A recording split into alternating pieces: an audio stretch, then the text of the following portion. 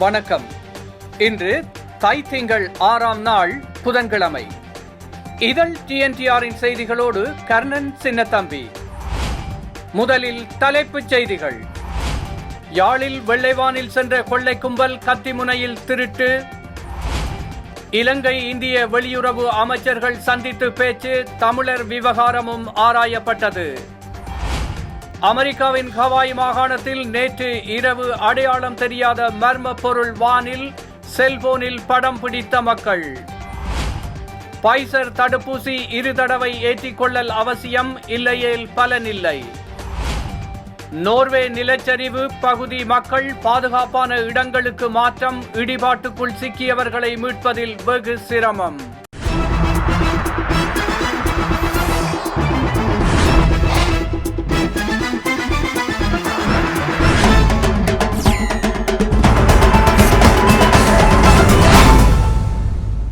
விரிவான செய்திகளில் முதலில் இலங்கை செய்திகள். யாழ்ப்பாணம் வலிகிழக்கு பிரதேச செயலர் பிரிவுக்கு உட்பட்ட உரும்பிராய் பகுதியில் வெள்ளைவானில் சென்ற கொள்ளை கும்பல் ஒன்று கத்திமுனையில் திருட்டு நடவடிக்கையில் ஈடுபட்டிருக்கின்றது. கடந்த இரவு 3 அடங்கிய குறித்த குழுவினர் உரும்பிராய் சென்ட் மைக்கேல் தேவாலயத்திற்கு அண்மித்த வீடு ஒன்றை உடைத்து உள்ளே இருந்த பிள்ளைகள் 2 தாய் தந்தையரை கத்திமுனையில் மிரட்டி வீட்டில் நீண்ட நேரமாக தேடுதல் நடாத்தி பெருமளவான தங்க நகைகளை அபகரித்து சென்றுள்ளனர். இதேவேளை கொள்ளையர்கள் பிள்ளைகளில் ஒருவரை கத்தியால் காயப்படுத்தியதாகவும் தெரிய வருகிறது. இலங்கையில் இந்திய வெளியுறவு அமைச்சர் ஜெய்சங்கர் கொழும்பில் அந்நாட்டு வெளியுறவு அமைச்சர் தினேஷ் குணவர்த்தனவுடன் பேச்சு நடாத்தினார். அப்போது சமத்துவம், நீதி, அமைதி, கண்ணியம் ஆகியவற்றுக்கான தமிழர்களின் எதிர்பார்ப்புகளை நிறைவேற்ற இலங்கை கடமைப்பட்டுள்ளதை ஜெய்சங்கர் சுட்டிக்காட்டினார். இந்தியா எப்போதும் இலங்கையின் நம்பகமான கூட்டாளியாக இருக்கும் என்றும் ஜெய்சங்கர் தெரிவித்தார். மேலும் அவர் கூறும்போது, கொரோனா தொற்று நோய் 2 தரப்பினருக்கும் இன்னும் நெருக்கமாக இணைந்து பணியாற்றுவதற்கான வாய்ப்பை வழங்கியுள்ளது என கூறினார். கொழும்பில் ஜெய்சங்கருடனான சந்திப்புகளின் போது கொரோனா தடுப்பூசி பெற இலங்கை தலைமை முறையாக இந்தியாவிடம் உதவியை கோரியுள்ளது. அதன் பின்னர் இந்திய வெளியுறவுத்துறை மந்திரி ஜெய்சங்கர் இலங்கை அதிபர் கோத்தபாய ராஜபக்சவை சந்தித்து பேசினார். இருவரும் சிறிது நேரம் உரையாடினர். இந்த சந்திப்பின் போது இருதரப்பு உறவுகளை மேம்படுத்துவது தொடர்பாக பேசப்பட்டதாக தெரிவிக்கப்பட்டுள்ளது. அடுத்து வருவன இந்திய செய்திகள். கேரள எல்லையான குமுளி மலைச்சாலையில் 10 மாதங்களுக்கு பிறகு போக்குவரத்து தொடங்கப்பட்டுள்ளதால் பொதுமக்கள் மகிழ்ச்சி அடைந்துள்ளனர். கொரோனா பரவல் காரணமாக கடந்த ஆண்டு மார்ச் மாதம் கேரளா தமிழகம் இடையிலான போக்குவரத்து தடை செய்யப்பட்டது. ஊரடங்கு தளர்வுகளுக்கு பிறகு மாநிலங்களுக்கு இடையே போக்குவரத்து தொடங்கினாலும் கேரள தமிழகத்தை இணைக்கும் மலைச்சாலையில் போக்குவரத்து தொடங்கவில்லை. பாலம் கட்டுதல், தடுப்பு சுவர் அமைத்தல் உள்ளிட்ட சாலை பராமரிப்பு பணிகள் நடைபெற்றதே அதற்கு காரணம். தற்போது 90% பணிகள் நிறைவடைந்ததால் குமுளி மலைச்சாலையில் போக்குவரத்து அனுமதி அளிக்கப்பட்டுள்ளது. பொங்கல் சமயத்தில் சாலை திறக்கப்பட்டதால் இரு மாநில எல்லையோர மக்களும் வியாபாரிகளும் மகிழ்ச்சி அடைந்துள்ளனர். அரச மற்றும் தனியார் பேருந்துகள் வழக்கம் போல மீண்டும் இயக்கம் தொடங்கியுள்ளது. கோவை தடாகம் பகுதியில் யானைகளின் வழித்தடத்தில் உள்ள ஆக்கிரமிப்புகளை அகற்ற உயர்நீதிமன்ற கிளை உத்தரவிட்டுள்ளது. ஆக்கிரமிப்பு அகற்றம் குறித்து அறிக்கையை 4 வாரத்தில் தாக்கல் செய்ய வன பாதுகாவலருக்கு ஆணையிடப்பட்டுள்ளது. மலைப்பகுதி பாதுகாப்பு அமைப்பினால் அனுமதி பெறாத செங்கல் சூளைகளை மூட கோரி வழக்கும் தொடரப்பட்டுள்ளது. ஒரு தடவை மட்டும் ஊசி ஏற்றினால் தொற்று பாதுகாப்பு உறுதியில்லை, பைசர் பயோஎன்டெக் கூட்டறிக்கை. பைசர் பயோஎன்டெக் தடுப்பூசியை முதல் முறை ஏற்றிக்கொண்ட ஒருவர் அடுத்த 3 வார கால பகுதியில் 21 நாட்களுக்குள் 2வது ஊசியையும் பெற்றுக்கொள்ள வேண்டியது கட்டாயம். அப்போதுதான் அதன் நோய் எதிர்ப்பு சக்தி முழுமையாக பலன் அளிக்கும். அவ்வாறு அன்றி 2வது ஊசியை ஏற்ற வேண்டிய காலத்தை 3 வாரங்களுக்கு மேல் இழுத்தடித்தால் 1வது தடுப்பூசியின் முழுமையான பலன் கிட்டாது போகலாம். தங்களது தடுப்பூசி 2வது முறை ஏற்றாமல் ஒரே தடவையில் மட்டும் பலனளிக்கும் என்பதற்கு எந்த ஆதாரங்களும் இல்லை என்று பைசர் பயோஎன்டெக் நிறுவனங்கள் விடுத்துள்ள கூட்டறிக்கை ஒன்றில் தெரிவிக்கப்பட்டிருக்கிறது. தடுப்பூசியின் பாதுகாப்பு மற்றும் செயற்றுடன் வெவ்வேறு அளவீட்டு விதிமுறைகளில் மதிப்பீடு செய்யப்படவில்லை. ஆரம்பத்தில் அது மனிதர்களில் பரிசீலிக்கப்பட்ட போது அவர்கள் 2 தடவைகள் ஊசி மருந்தை பெற்றனர். தடுப்பூசியின் அதிகபட்ச பாதுகாப்பிற்கு அது 2 முறை கொடுக்கப்பட வேண்டும். பொதுவாக 2வது ஊசி முதல் 3 வாரங்களுக்குள் ஏற்றப்பட வேண்டும் என்று அந்த அறிக்கையில் மேலும் தெரிவிக்கப்பட்டிருக்கிறது. ராய்ட்டர்ஸ் செய்தி நிறுவனம் இன்று இத்தகவலை வெளியிட்டிருக்கிறது.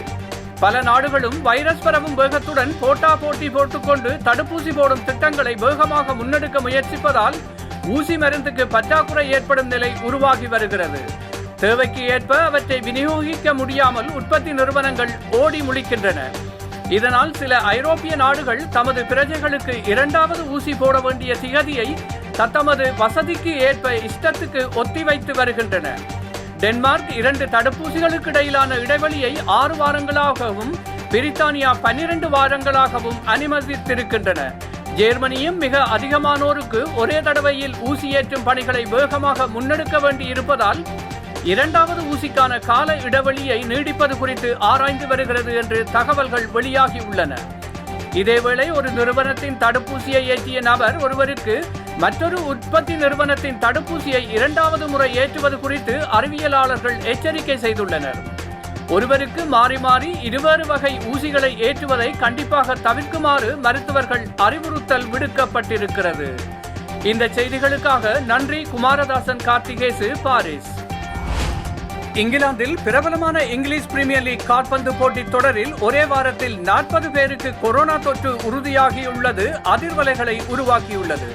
இங்கிலாந்தில் நடைபெறும் கால்பந்து தொடர்களில் மிகவும் முக்கியமானது இங்கிலீஷ் பிரீமியர் லீக் கால்பந்து தொடர். இந்த தொடர் அந்நாட்டின் மீண்டும் தளர்வுகள் இல்லாத முழு ஊரடங்கு அமுல்படுத்தப்பட்டிருந்த போதிலும் தொடரும் என அறிவிக்கப்பட்டுள்ளது.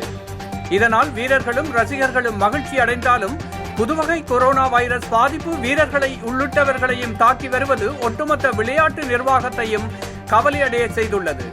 கடந்த வாரம் நடத்தப்பட்ட பரிசோதனையில் மட்டும் 40 பேருக்கு கொரோனா தொற்று உறுதியாகி இருப்பதாக இங்கிலீஷ் பிரீமியர் லீக் நிர்வாகம் அறிவித்துள்ளது. ஆனால் யார் என்ற விவரத்தை வெளியிடவில்லை. பாதிக்கப்பட்ட அனைவரும் 10 நாட்கள் தனிமைப்படுத்தப்பட்டு சிகிச்சை அளிக்கப்பட்டு வருவதாக தெரிவிக்கப்பட்டுள்ளது. புதுவகை கொரோனா பரவலுக்கு மத்தியில் இங்கிலீஷ் பிரீமியர் லீக் உட்பட சில முக்கிய போட்டிகள் தொடர்ந்து நடைபெறும் என இங்கிலாந்தில் அறிவிக்கப்பட்டுள்ளது. புதுவகை கொரோனா வைரஸ் இங்கிலாந்தையே அச்சயமடைய செய்து வருகிறது.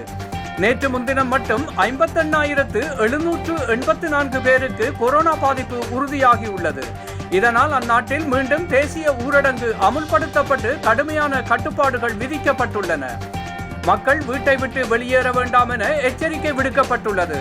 அவுட்டோர் ஜிம், டென்னிஸ், கோல் கப் ஆகிய விளையாட்டுகளுக்கு தடை விதிக்கப்பட்டுள்ளது குறிப்பிடத்தக்கது. பிரிட்டன் விமானங்களுக்கான தடையை மேலும் 2 வாரங்களுக்கு நீட்டித்து தென்கொரிய அரசு உத்தரவிட்டுள்ளது. வேகமாக பரவும் வகையில் தன்னைத்தானே தகவமைத்துக் கொண்ட கொரோனா வைரஸ் பிரிட்டனில் கண்டறியப்பட்டதை தொடர்ந்து பல்வேறு நாடுகளும் அந்நாட்டுடனான விமான போக்குவரத்து தடை விதித்துள்ளன. இந்நிலையில் தென்கொரிய நாட்டில் புதிய வகை கொரோனா தொற்று பாதிப்பு கண்டறியப்பட்டதை உறுதிப்படுத்தியுள்ள அந்நாட்டு அரசு பிரிட்டன் விமானங்களுக்கு விதித்திருந்த தடையை ஜனவரி 21 வரை நீடித்து உத்தரவிட்டுள்ளது. இதற்கான அறிவிப்பை தென்கொரிய நோய் கட்டுப்பாட்டு மற்றும் தடுப்பு நிறுவனம் வெளியிட்டுள்ளது. மார்கழி 28 வரை விதிக்கப்பட்டிருந்த தடை தற்போது நீடிக்கப்பட்டுள்ளது. தென்கொரியாவில் இதுவரை புதிய வகை கொரோனா தொற்றுக்கு 11 பேர் வரை பாதிக்கப்பட்டுள்ளனர் என்பது குறிப்பிடத்தக்கது. நோர்வே நாட்டின் ஜெஜட்ரம் நகரத்தில் ஏற்பட்ட நிலச்சரிவில் சிக்கியவர்களை மீட்க முடியாமல் அதிகாரிகள் தவித்து வருகின்றனர். தெற்கு நோர்வேயின் ஜெஜட்ரம் நகரத்தில் கடந்த புதன்கிழமை நிலச்சரிவு ஏற்பட்டது. இதில் அப்பகுதியில் உள்ள 12க்கும் மேற்பட்ட கட்டடங்கள் சேதமடைந்தன. மேலும் நிலச்சரிவில் சிக்கி 7 பேர் வரையும் பலியாகியும் 10 பேர் காயமடைந்தும் உள்ளனர். இதுவரை 11 பேர் வரை நிலச்சரிவில் சிக்கி காணாமல் போயுள்ளதாக நகராட்சி நிர்வாகம் தெரிவித்துள்ளது. நிலச்சரிவு காரணமாக அப்பகுதி மக்கள் பாதுகாப்பான இடங்களுக்கு மாற்றப்பட்டனர். மேலும் இடிபாடுகளில் சிக்கியவர்களை மீட்கும் பணிகள் தீவிரமாக நடைபெற்று வருகின்றன. இந்நிலையில் கட்டட இடிபாடுகளில் சிக்கியவர்களை மீட்க முடியாமல் அதிகாரிகள் தவித்து வருகின்றனர். 1 வாரத்தை கடந்தும் நடந்து வரும் மீட்பு பணிகளின் மத்தியில் நிலச்சரிவில் சிக்கிய மக்களை உயிருடன் மீட்போம் என்ற நம்பிக்கை எங்களுக்கு இல்லை. இதனால் வருத்தமாக இருக்கிறது என்று மாகாண காவல்துறை தலைவர் ஜடா மெல்போ ஓயாஸ்டிஸ் தெரிவித்துள்ளார். எனினும் மீட்பு பணிகள் தொடர்ந்து நடைபெறும் எனவும் மீட்பு பணிகளை மேற்கொள்வதற்கான அடுத்த கட்ட ஆலோசனையில் ஈடுபட்டு வருவதாகவும் காவல்துறையினர் தெரிவித்துள்ளனர். சீன மொபைல் செயலிகளை தடை செய்த அமெரிக்க ஜனாதிபதி டொனால்ட் டிரம்பின் உத்தரவை தொடர்ந்து சீன அமெரிக்காவின் மிரட்டலுக்கு இது ஒரு எடுத்துக்காட்டு என கூறியுள்ளது. சீனாவின் 8 மொபைல் செயலிகளுக்கு அமெரிக்க ஜனாதிபதி டொனால்ட் ட்ரம்ப் தடை விதித்தார். இது குறித்து அமெரிக்க வெளியுறவு அமைச்சின் செய்தி தொடர்பாளர் ஹூவாஜ் சுனிங் கூறும்போது அமெரிக்காவின் இந்த நடவடிக்கை மிரட்டலுக்கு ஒரு எடுத்துக்காட்டு என்று கூறினார். மேலும் ட்ரம்ப் உத்தரவை கருத்தில் கொண்டு சம்பந்தப்பட்ட செயலி நிறுவனங்களின் நியாயமான உரிமைகளை பாதுகாக்க சீனா தேவையான நடவடிக்கைகளை எடுக்கும். அமெரிக்கா தனது அதிகாரத்தை துஷ்பிரயோகம் செய்வதாகவும் வெளிநாட்டு நிறுவனங்களை நியாயமற்ற முறையில் அடக்குவதாகவும் கூறினார். ட்ரம்பின் மொபைல் செயலிகள் தடை உத்தரவு 45 நாட்களில் நடைமுறைக்கு வர உள்ளது. அதாவது தை மாதம் 20ஆம் தேதி புதிதாக ஜனாதிபதியாக தேர்ந்தெடுக்கப்பட்ட ஜோ பைடன் பதவியேற்ற சில வாரங்களுக்கு பிறகு இது குறித்த ஒரு மூத்த நிர்வாக அதிகாரி இந்த உத்தரவும் அதன் செயல்பாடும் குறித்தும் பைடன் நிறுவனத்துடன் விவாதிக்கப்படவில்லை என கூறியுள்ளார். உலக நாடுகளை உலுக்கி வரும் கொரோனா வைரஸ் கடந்த 2019ஆம் ஆண்டு மார்கழி முதலாக சீனாவில் உகான் நகரில் கண்டறியப்பட்டது. இந்த வைரஸின் தோற்றம் குறித்து ஆய்வு செய்ய உலக சுகாதார அமைப்பு நடவடிக்கை எடுத்து வருகிறது. இதன் பலனாக சர்வதேச நிபுணர் குழு ஒன்றை தை மாதம் முதல் வாரத்தில் சீனாவுக்கு அது அனுப்பி வைக்க முடிவு செய்தது. இந்த சிறப்பு குழு உகான் நகரில் மனிதர்களிடம் முதலில் கொரோனா கண்டறியப்பட்ட இடங்களில் முழுமையாக ஆய்வு செய்யும் என தெரிவித்தது. இந்நிலையில் சீனாவில் ஆய்வு செய்ய உள்ள நிபுணர் குழுவுக்கு அந்நாட்டு அரசு அனுமதி அளிக்கவில்லை என உலக சுகாதார அமைப்பின் தலைவர் டெட்ரோஸ் அதனோம் அதிருப்தி தெரிவித்துள்ளார்.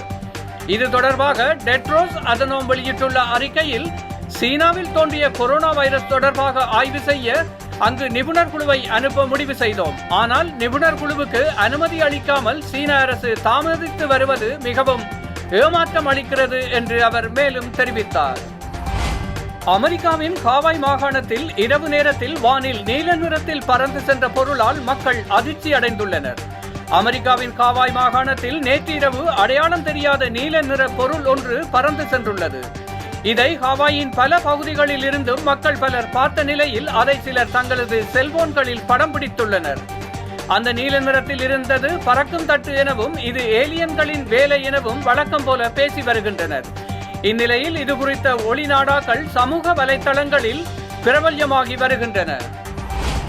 துபாயில் கொரோனா பரவலின் 2வது அலையை தடுக்க துபாய் அரசு பல்வேறு முன்னெச்சரிக்கை நடவடிக்கைகளை மேற்கொண்டு வருகிறது. அந்த வகையில் சுகாதார ஆணையம் இன்று வெளியிட்டுள்ள செய்திக்குறிப்பில் கூறியிருப்பதாவது, துபாயில் கொரோனா தொற்றால் பாதிக்கப்பட்டவரிடம் நேரடியாக தொடர்பு வைத்துக் கொண்டவர்கள் அவரை கடைசியாக சந்தித்த நாளிலிருந்து கட்டாயம் 10 நாட்கள் தனிமைப்படுத்திக் கொள்ள வேண்டும். இதில் அந்த நபருக்கு செய்யப்பட்ட PCR பரிசோதனை முடிவுகளில் தொற்று இல்லை என்றாலும் தனிமைப்படுத்துதலை தொடர வேண்டும். இக்காலகட்டத்தில் தங்களுக்கு மூச்சு விடுவதில் ஏதேனும் சிரமம் உள்ளதா அல்லது அறிகுறிகள் தென்படுகிறதா என்பதை தாங்களாகவே சுய பரிசோதனை செய்து கொள்ள வேண்டும் என கேட்டுக்கொள்ளப்படுகின்றார்கள். இதுபோன்ற அறிகுறிகள் தனிமைப்படுத்தும் காலத்தில் தெரிய வந்தால் மீண்டும் அந்த நபர் கொரோனா பரிசோதனை செய்து கொள்ள வேண்டும். மேலும் கொரோனா அறிகுறிகள் ஏதேனும் இருந்தாலும் பரிசோதனை செய்து கொள்வது கட்டாயமாகும். பரிசோதனை முடிவில் கொரோனா தொற்று இல்லாவிட்டாலும் கொரோனா தொற்று உடையவர்களிடம் நேரடியாக தொடர்பு கொண்டவர்கள், அவர்களுடன் வசித்தவர்கள் ஆகியோர் கட்டாயம் தங்களை 10 நாட்கள் தனிமைப்படுத்திக் கொள்ள வேண்டும் என்று மேலும் தெரிவிக்கப்பட்டுள்ளது. மீண்டும் தலைப்புச் செய்திகள். யாழில் வெள்ளைவானில் சென்ற கொள்ளை கும்பல் கத்திமுனையில் திருட்டு. இலங்கை இந்திய வெளியுறவு அமைச்சர்கள் சந்தித்து பேச்சு, தமிழர் விவகாரமும் ஆராயப்பட்டது. அமெரிக்காவின் ஹவாய் மாகாணத்தில் நேற்று இரவு அடையாளம் தெரியாத மர்ம பொருள் வானில் செல்போனில் படம் பிடித்த மக்கள். பைசர் தடுப்பூசி 2 தடவை ஏற்றிக்கொள்ளல் அவசியம், இல்லையேல் பலனில்லை. நோர்வே நிலச்சரிவு பகுதி மக்கள் பாதுகாப்பான இடங்களுக்கு மாற்றம், இடிபாட்டுக்குள் சிக்கியவர்களை மீட்பதில் வெகு சிரமம். இத்துடன் இன்றைய ஈதல் TNTRின் இரவு நேர செய்திகள் நிறைவு பெறுகின்றன. அன்பு உறவுகள், மீண்டும் நாளை காலை ஈதல் TNTRின் காலை செய்திகளை செவிமடுக்கலாம்.